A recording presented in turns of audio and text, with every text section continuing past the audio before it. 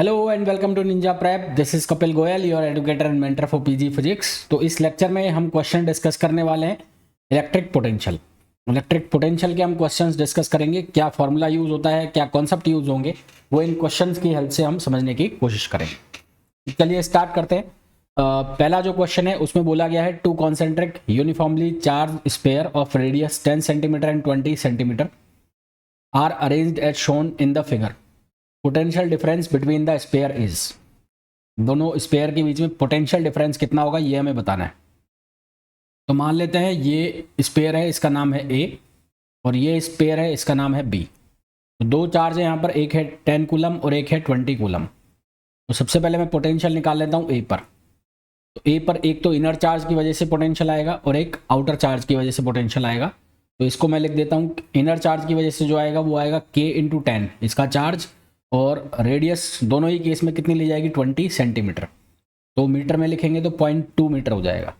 इसी तरह से ये बनेगा k इंटू 20 अपॉन ये कितना बनेगा, ये भी 0.2 बनेगा, है ना भाई। बाहर वाला जो है उसके लिए जब आप पोटेंशियल लिखोगे तो क्या लिखोगे, के क्यू ए, ये बी है तो k q b upon r a plus k q a upon r a, ये फॉर्मूला लिखोगे।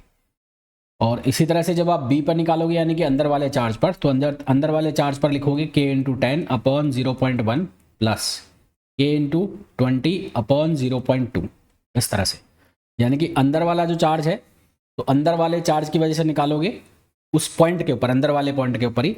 तो अंदर उसके इस स्पेयर के अंदर कुछ है तो वहां तक की डिस्टेंस या स्पेयर तक की डिस्टेंस, और बाहर कोई चार्ज है तो उसका पूरा का पूरा इफेक्ट कंसिडर होगा। तो हमें निकालना है पोटेंशियल डिफरेंस। तो पोटेंशियल डिफरेंस कितना आएगा, V A minus V B.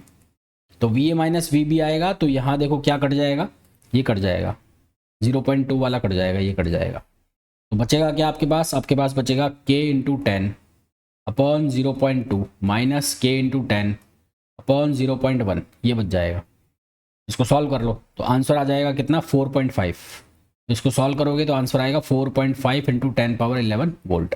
तो आंसर आ जाएगा ऑप्शन ए।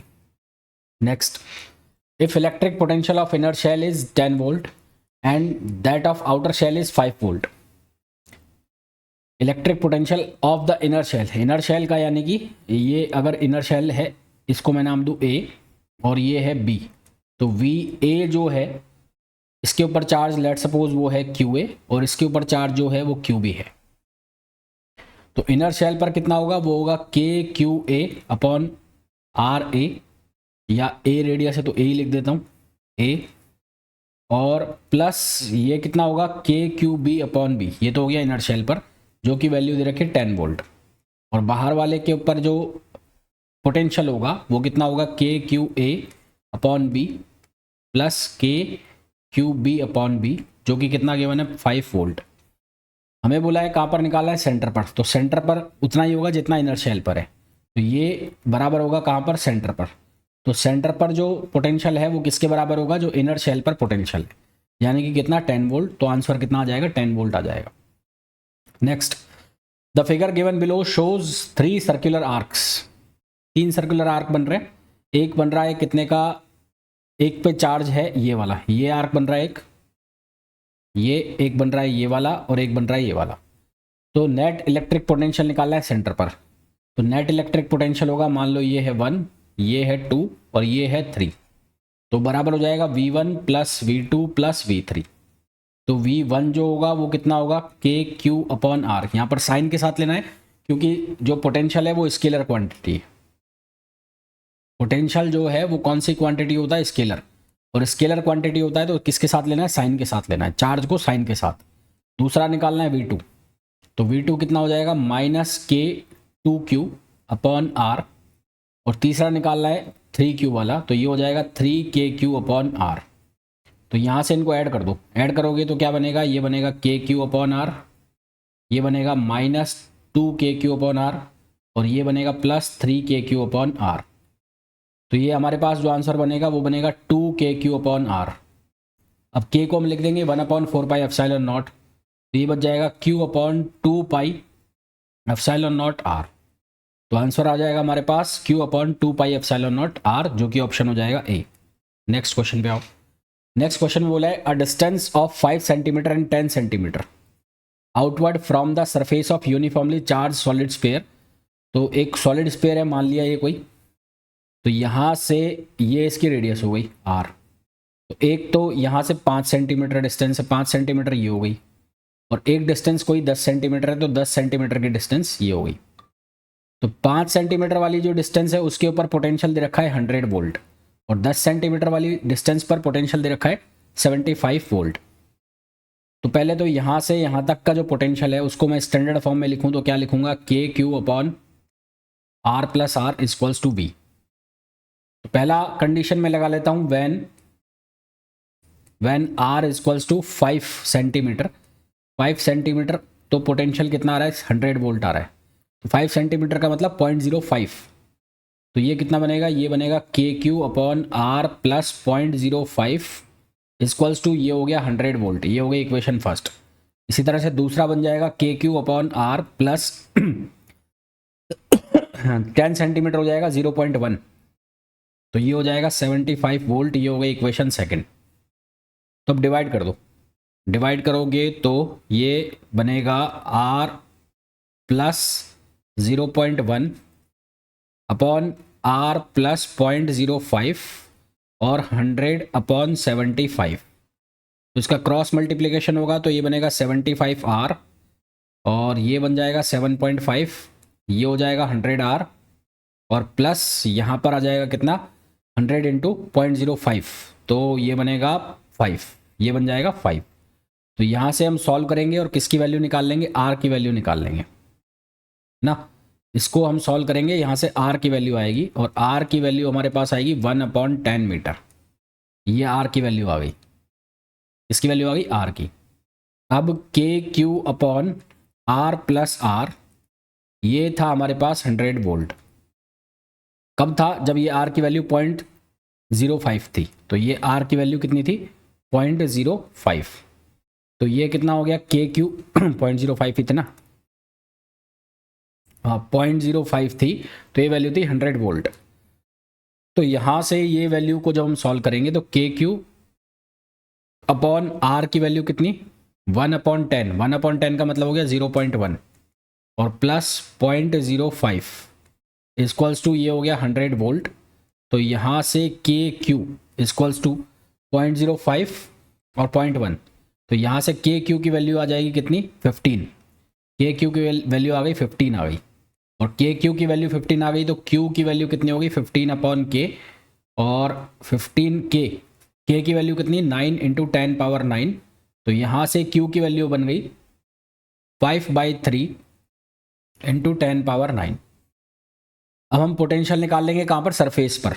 तो सरफेस पर पोटेंशियल निकालोगे तो वो कितना होगा, के क्यू अपॉन आर, तो 9 इंटू 10 पावर 9, क्यू की वैल्यू कितनी हो गई, 5/3 इंटू 10 पावर -9, और सरफेस के लिए आर की वैल्यू हमारे पास आ गई, वो कितनी है, 0.1।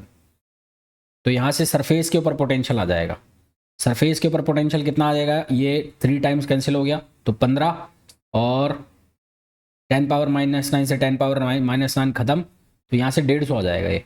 तो ये वैल्यू कितनी हो जाएगी, 150।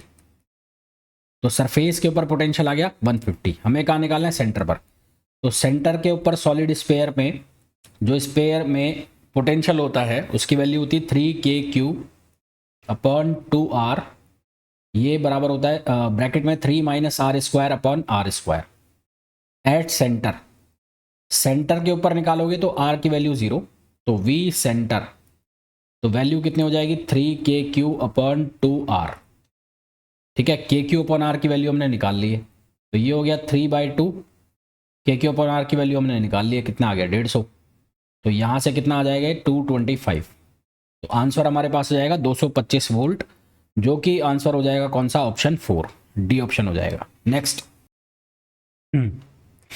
तो ये क्वेश्चन हमें दिया है, the figure below shows a solid hemisphere with a charge of 5 nanocoulomb distributed uniformly throughout its volume. The hemisphere lies on a plane and point P is located. देखो hemisphere जो है वो इस तरह से रखा है कि इसका जो बेस है वो एक्सिस के ऊपर है। तो potential potential due to solid hemisphere, potential due to solid hemisphere, potential due to solid hemisphere at a point on axis, at a point on axis. तो इसका सीधा सा फॉर्मूला है V equals to k q over r. तो value रख दो बस, और कुछ नहीं करना है। 9 इंटू 10 पावर 9 और Q की वैल्यू कितनी है 5 नैनोकूलम है, तो 5 इंटू 10 पावर -9 ये हो गया। R की वैल्यू कितनी हो जाएगी 15 सेंटीमीटर, तो 15 इंटू 10 पावर -2। तो ये 10 पावर -9 से 10 पावर +9 कट गया, ये आ गया 55 और ये 45, 10 पावर 2 ऊपर, ये हो गया 15। तो आंसर आ गया 300 volt, 300 volt option second. Next, two small electric dipoles each of dipole moment p i are situated, तो आई डायरेक्शन में है, तो उनकी लोकेशन हमें गिवन है। एक 0,0,0 पर रखा है, यहाँ पर रखा है एक पी, क्योंकि एक्स एक्सिस के अलॉन्ग दिया हुआ है ना, एक्स एक्सिस के अलॉन्ग, और दूसरा रखा है आर डिस्टेंस पर। तो मान लो ये डिस्टेंस है आर, तो यहाँ रखा है R,0,0 पर एक डाइपोल यहाँ रखा है। हमें इलेक्ट्रिक पोटेंशियल निकालना है R/2 3R/2, तो ये पॉइंट कहीं यहाँ होगा, यहाँ होगा, तो यहाँ पर एक इक्विलेटरल ट्राइंगल बन रहा होगा ऐसा। ये जो पॉइंट है ये क्या होगा R/2 √3R/2 R और ,0, ठीक है। तो पोटेंशियल निकालना है, तो पोटेंशियल इसके लिए एंगल कितना हो जाएगा 60 डिग्री, और इसके लिए एंगल कितना हो जाएगा 120 डिग्री। तो पोटेंशियल ड्यू टू डाइपोल, तो डाइपोल की वजह से पोटेंशियल होता है KP cos theta upon R²।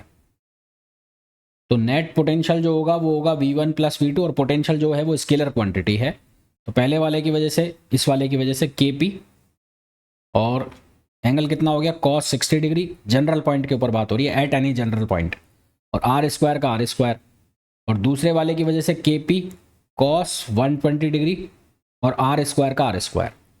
cos 60 degree value देगा 1/2, cos 120 डिग्री वैल्यू देगा -1/2। तो ये दोनों काट देंगे एक दूसरे को, जीरो वैल्यू हो जाएगी। आंसर क्या आ जाएगा 0। नेक्स्ट क्वेश्चन पे आओ। A dipole of dipole moment, dipole moment की वैल्यू दी हुई है हमें 2i cap -3j cap +4k cap is placed at point 2, -3 and 1, the electric potential due to this dipole at point. तो सबसे पहले पोजीशन वेक्टर निकाल लो। तो पोजीशन वेक्टर हम कैसे निकालेंगे, 4 - 2 i cap x2 - x1 y2 - y1 z2 - z1 plus -i minus plus हो जाएगा 3 j कैप प्लस ये हो जाएगा 0 - 1 k कैप।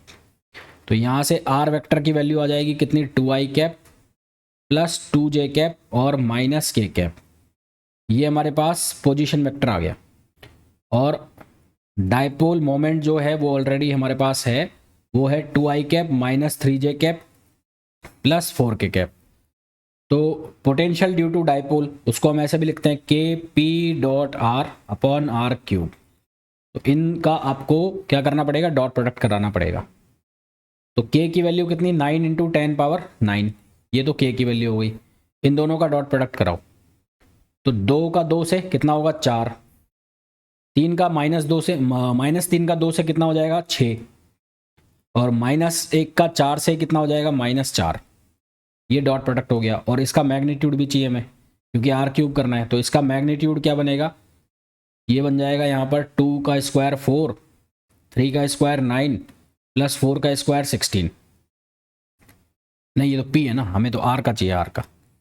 तो R का क्या बनेगा, ये रहा 4 4 8 और एक 9, तो ये बनेगा 9 इंटू ये हो जाएगा 3/2। तो यहाँ से इसको जब हम सॉल्व करेंगे तो ये सॉल्व करने के बाद हमारे पास आंसर आएगा -2 into 10 power 9 volt, -2 into 10 power 9 volt, जो कि सेकेंड ऑप्शन होगा।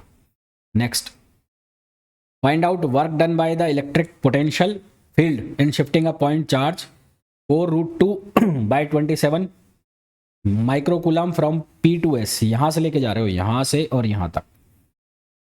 तो वर्क डन जो होगा वो किसके बराबर होगा, वो होगा PE1 - PE2, PE1 - PE2। और इसको हम किसके P का मतलब है डाइपोल, और इसको किसके बराबर लिख सकते हैं Q इंटू पोटेंशियल। तो VI - VF, तो W equals to q i, V initial जो पोटेंशियल होगा वो कितना होगा डायपोल की वजह से KP, तो ये एंगल हो गया इनिशियल एंगल 145 डिग्री, तो cos 45 डिग्री, और इस पॉइंट की डिस्टेंस कितनी है 1 सेंटीमीटर यानी कि 0.01, और दूसरा फाइनल ये वाला एंगल हो गया ये वाला, तो ये एंगल हो जाएगा 135 डिग्री का, तो ये हो जाएगा KP cos 135 degree upon R, तो ये डिस्टेंस कितनी हो गई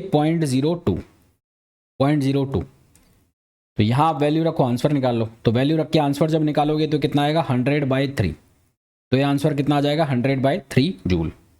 नेक्स्ट क्वेश्चन पे आइए। नेक्स्ट क्वेश्चन में बोला है अ dipole having dipole moment P is placed in front of a solid अनचार्ज conducting sphere, ये अनचार्ज कंडक्टिंग स्फीयर है। The net potential at point A lying on the surface of the sphere, net potential निकालना है जो ए पर point A पर जो कि surface पर है, स्फीयर की सरफेस के ऊपर रखा हुआ है। तो इसका पोटेंशियल कैसे निकालें, तो इसका जो पोटेंशियल है वो वही होगा जो सेंटर पर पोटेंशियल है ना, क्योंकि कंडक्टर है, तो कंडक्टर है तो कंडक्टर पर पोटेंशियल हर जगह क्या रहेगा सेम रहेगा। तो since it is a conductor, hence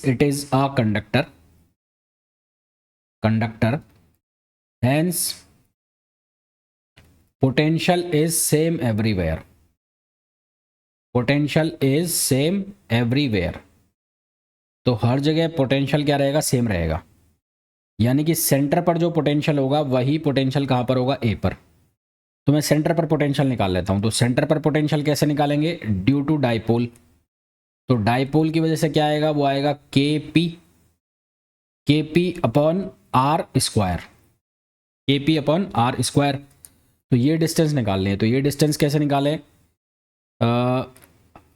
यहाँ से cos phi equals to R upon, ये पॉइंट को ले लेता हूँ मैं 1, तो 1C, तो 1C जो डिस्टेंस है वो किसके बराबर हो गई R sec फाई, और ये डिस्टेंस चाहिए हमें, तो ये R sec फाई यानी कि 1C डिस्टेंस चाहिए, तो ये हमारे पास हो गया KP अपॉन R square sec square phi, तो KP cos square phi upon R square है ना, KP cos square phi upon R square, जो कि ऑप्शन हो जाएगा सेकंड। तो हमारे पास आंसर कौन सा आ जाएगा, सेकंड आंसर आ जाएगा इसका। Next, if the electric field at a distance x from origin is given as E equals to 100/x square, then potential difference between x equals to 10 meter to x equals to 20 meter, तो V20 minus V10 is equals to minus of 10 to 20 E dx, ये formula लगा लिया। E की value कितनी है, E की value है 100/x square, तो 100/x स्क्वायर dx, तो इसका जब हम इंटीग्रेशन करेंगे तो ये माइनस तो बाहर है ही, इसका इंटीग्रेशन आएगा -1/x, तो -1/x लिख दिया मैंने और लिमिट लगा दी 10 to 20। तो यहाँ से सब सॉल्व करेंगे तो ये माइनस, ये बनेगा -100/20, और माइनस करोगे तो माइनस माइनस प्लस हो जाएगा, ये बनेगा 100/10, तो माइनस ये हो गई वैल्यू 20/100 और ये 10, तो ये बनेगा माइनस का 5 वोल्ट,